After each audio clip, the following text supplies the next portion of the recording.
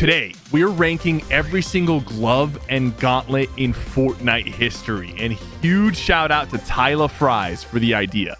At number 24 in last place, we have the Predator cloaking device. The thing about Fortnite and invisibility is they're very bad at making invisibility balanced while also being good. And the Predator cloaking device was the first time they ever added invisibility to the game, and I guess they were really scared of making it OP because it was completely useless. Just to turn invisible, you had to stand still and do a weird animation that made a huge noise. And you weren't even really invisible. You were more like hard to see, easy to miss. I don't know. But this thing was absolutely useless. It would also show up on visual audio so people could hear once you're turning invisible. And it was a mythic rarity item and there was only one in the match. So it actually gave you zero value and barely anybody used it besides trolling or memeing when it first came out. Next up, we have another huge disappointment, the kinetic boomerang. This thing was really, really bad and people were expecting it to be very good. So I think the expectations were really high considering the kinetic hammer and the kinetic blade were very, very solid kinetic weapons. So we thought the kinetic boomerang would follow the same trend, but it was useless. And even after Epic buffed it, it was still useless. It was hard to hit people with it. It barely did any damage. It was never worth having it in your inventory because the other kinetic weapons at least gave you mobility as well as damage. This thing had zero mobility. And it's not even the type of weapon that just has a unique niche and some people like to use it in different ways. Like this thing had very, very little use case scenario and barely anybody picked it up for the entirety of that season. Next up, we have cloak gauntlets. So similar problem with the Predator cloaking device, but it was a little bit better. So this is from season 3 wilds, and these are slightly higher because the invisibility was a little bit better. It was a little bit less camouflage and a little bit more true invisibility, but also still had a weird animation, still made noise when you were turning invisible, and you couldn't stay permanently invisible as well. They were so bad they actually got downgraded because they initially were mythic rarity and Epic downgraded them down to purple because of how bad they were. Up next, we have the Howler Claws. So this is a forgotten Fortnite item because not a lot of people used it and it wasn't in the game for a long time. It was during the Chapter 3 Fortnitemares event, and they were actually almost instantly disabled from the game due to a weird glitch that was crashing the servers. But without the glitch, these things were still pretty bad. 35 damage per swing is just never worth risking getting one pumped. And the alternate fire kind of scanned players in the area, which is okay, but again, not worth having in your inventory. And it's actually just a worse version of another item that is also on this list, which we'll get to later. Next up, we have the She-Hulk's Fist. Now, when it comes to the Marvel Mythics, this one is not terrible. They did 40 to 50 damage per hit, but when you compare that to the kind of melee attacks that we have right now, like the baseball bat or the Sub-Zero combat kit, or even last season with the Typhoon blade, you understand that the She-Hulk fists were very, very slow and the damage was just not worth using. The only thing that was sort of worth using was the ground pound slam because it did 100 damage and it would save you from fall damage as well. But outside of that, this thing did not give you any mobility besides doing a little bit more damage with your melee attacks, but not much. And there was a lot of other mythics in this season that were just way better than this one. So this was probably the least used mythic from the Marvel season. Next up, we have the Wolverine Claws, which were a little bit better. Now, here's the thing. Each swing did 35 damage, so the damage was really bad, similar to the Hulk Fist. Although the swings were a little bit faster, it was still never worth swinging with the Wolverine Claws. But what it did have that makes it rank higher than the Hulk Fist was it had a dash ability. So you could actually dash in any direction you were facing, including vertically, to take high ground or catch somebody off guard. But the main reason people would actually use this is for the mobility, not so much for the damage. Next up, we have another Marvel Mythic, the OG Dr. Doom Gauntlet. Don't get it confused with the most recent one. This one was a decent Mythic, but not living up to today's standards. It did 45 damage per shot, and it was a projectile shot, so you were really only hitting people from close range. It also had a cool double jump feature, which gave you a little bit of mobility, and you could catch some people off guard with it, but it wasn't too crazy. Obviously, when Fortnite brought it back, they had to buff it significantly to make it fit with the pace of the game now. So we'll see where the updated Dr. Doom Gauntlet ranks on this list later in this video. Next up, we have Shuri's Black Panther Claws. So these were just like a solid melee weapon, but the only reason it's not much higher on this list is because there's a lot of other great gauntlets and gloves on this list. This one doesn't really have a lot of flaws. It was solid damage, good mobility. You could kill someone if they jumped into your box with it. And there was also a glitch where you could use this with some other mobility items to just fly through the sky, which is kind of fun. But the thing about this is that it obviously was not good when it first came out because Epic was forced to buff it to make it a little bit more enticing for players to use. But even then, there was just other items that players opted for instead. Next up, we have the Sub-Zero Gauntlets. So these just have a little bit more mobility in my opinion. The slide ability is very nice. It also does a decent amount of damage when you actually attack with this, and you do move pretty fast so you can catch people off guard. Also, the ability to run on water is kind of cool. I've used it a few times this season to my advantage. And of course, it has the really cool Easter egg where if you kill somebody with this and you don't take any damage, you hear the Mortal Kombat Flawless Victory sound effect, which is just insane. Flawless victory. Next up, in the same season, we have the Scorpion Gauntlet. So honestly, I'm putting this one here mainly due to the cool factor. The get over here sound effect when you pull somebody in is just so satisfying. And the animation that they did for this gauntlet is also insane.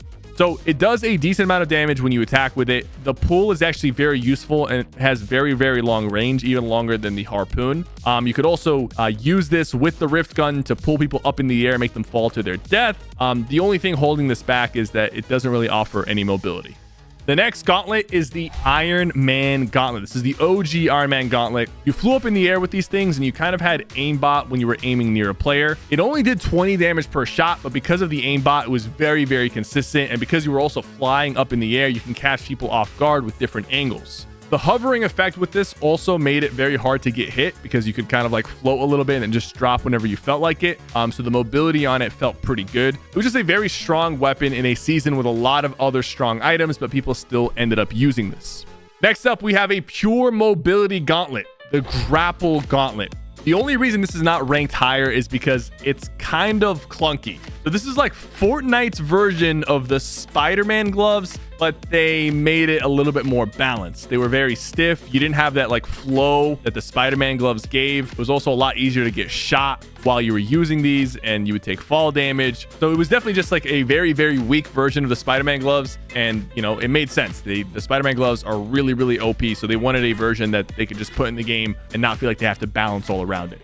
Next up, we actually have a tie between the Earthbending Scroll and the Todoroki Ice Wall. So both of these were mainly used in zero build mode because you could create cover anywhere, which is fantastic. But I've also seen people use these in build mode to break into people's boxes and knock people up in the air and make them fall to their death. But they were basically the same mechanic, just reskinned, which is why they are tied. Next up at number 10, we have the Doom Arcane Gauntlets. These are the ones from Chapter 5. So these did a lot more damage, 50 damage per shot instead of 45. And it also gave you the Mystical Bomb, which did 90 damage and broke a ton of structures. And you had multiple ways to attack players, from the regular attack to the Mystical Bomb. I think honestly, these gauntlets are a little bit underrated because in this season, there were also a lot of other gauntlets like the Iron Man gauntlets, which were a little bit better. But these things were actually super solid. If you knew how to use them, you were a menace.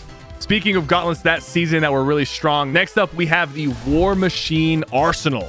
So this deserves to be higher than Doom's because this was so strong on launch that it instantly got nerfed. And even after the nerf, it was still obnoxious to deal with. Just the firepower and the rockets you could shoot with this thing was insane. People could try to build all they wanted, but you were going to be burning through their builds and doing damage to them. And I honestly thought these things were potentially going to ruin the season when they first came out, but luckily Fortnite nerfed them a little bit and made them a little bit more tolerable. The next item on this list, you guys might disagree with me on this one because I'm ranking it pretty high, even though most people did not use this. It's the Falcon Scout. Now, here's the thing. The Falcon Scout is actually one of the best items and strategic items that you can use in Fortnite. The thing is, when you're playing a regular pub match, the Falcon Scout isn't really used much because it's a very casual match. You don't really benefit from knowing if there are enemies nearby or being able to loot protected or even scouting an area. But in tournaments, This thing's actually one of the best items to use in tournaments. You can scan the area to know if there's players nearby, mark players through walls, loot from a distance, grab knocked enemies. I honestly would like to see these make a return specifically for tournament modes and competitive modes where they would actually shine and be a lot more useful. Maybe even in Fortnite ballistics. The next item on this list is the Venom Smash and Grab. This was one of the best Marvel mythics. You could just pull players, even if they're hiding behind structures or buildings. As long as you knew where they were, you could just grab them and yank them to you and hit them with a clean one pump. You could also make players fall to their death using this glove, and it was just super, super useful and made for some insane clips. The next gloves on this list is the Iron Man Flight/Combat Kit. This was a much more stronger version of the OG Iron Man gloves. It let you use both the old Iron Man Mythic Unibeam and the buffed Gauntlet. So you had the aimbot and you had the Unibeam option. They were both extremely strong. They both 2-in-1, so you didn't have to carry 2 items like you did back in Chapter 2. And the best part is they didn't nerf the Unibeam or the Combat Kit. If anything, it was just a little bit stronger, a little bit more useful. And now it's time for our top 5. At number 5, I have some underrated gloves. The Magneto Power. This is definitely a sleeper pick. These could be one of the best gloves ever offensively. It did 95 damage per shot. You had 5 shots, and sure, the shots were a little bit hard to land at first, but once you got used to it, you could hit people through the sky multiple times with this thing. It also did a crap ton of damage to vehicles during the vehicle season, so that was a huge plus. You could also use a shield, which was fantastic in zero build, or a way to just like block incoming damage, and it gave you like a low gravity effect and immunity to fall damage when you equip them. So very, very useful. I had a lot of fun using these, and it was just a super, super strong item, even in a season with a lot of OP items. Speaking of a season of a lot of OP items, the car season also gave us number 4, the Nitro Fists. Now, these things got nerfed multiple times, but even in their most nerfed state, they were insane. Great for mobility, great for busting through players' builds, great for doing damage and avoiding damage while you were swinging because they had a crazy animation. Great for taking high ground because you could literally jump up in the air with them. You could go straight with them. You could knock players to their death. This thing just had so much utility. It was the most overpowered item during that season, and even after the nerfs, they were still the best.